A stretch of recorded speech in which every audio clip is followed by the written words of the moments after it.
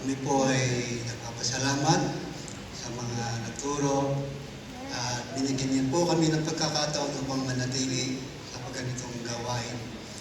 Alam ko po na napakahalaga, Panginoon, ng talagang ganitong gawain na ito ay nagiging bunga ng bawat estudyante na narito, nakatindig. Kaya kami nagpapasalamat. Ako'y nagpapasalamat sa Panginoon. Binigyan ako ng bukas. Binigyan kami ng panibagong kasama muli. 39 years na kami mag-asawa. Na nandun pa rin na handa siya sumuporta. At talagang nandoon ang anak ko na sila'y handa rin na sumuporta sa akin dito na mag-aral sa Bible School. Ako'y nalulungkot din naman. Sana ako'y nalulungkot sa akin dahil 3 lalaki sila, wala man lamang na isa lamang mag-aral sa Bible School. Pero nandun na suporta niya sa akin. At kanina nga talaga sa buong maghapon ito na masama ang aking pakiramdam, talagang tinis ko na lang at sayang naman ang nangyari, mawawala lamang.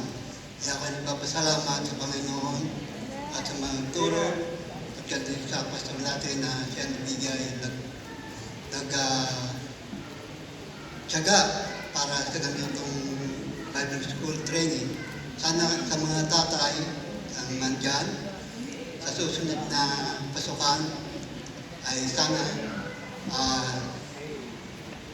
mag-inom din kayo para naranasan nyo yung naranasan ko. Talagang minsan talaga inamin ko sa akin sarili, mga bata ang kasama ko, mga bata na magtuturo. Pero bilang may dad, talaga sabi ko nga, paano to? Paano yung mapapagtagumpay ito?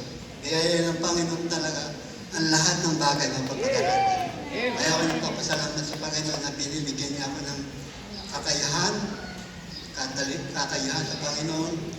Ang biyaya ng Panginoon hindi naman galing sa atin, hindi galing sa Kanya. Ang biyaya ng Panginoon ay hindi lang material, kundi spiritual. Dahil nga kung walang spiritual tayo na mamumuo sa ating puso, mahihirapan tayo. Kaya ako buong puso't nagpapasalamat sa Panginoon. Nakita ko talaga ang presensya ng Panginoon. Ang natin binabalik ko sa Panginoon.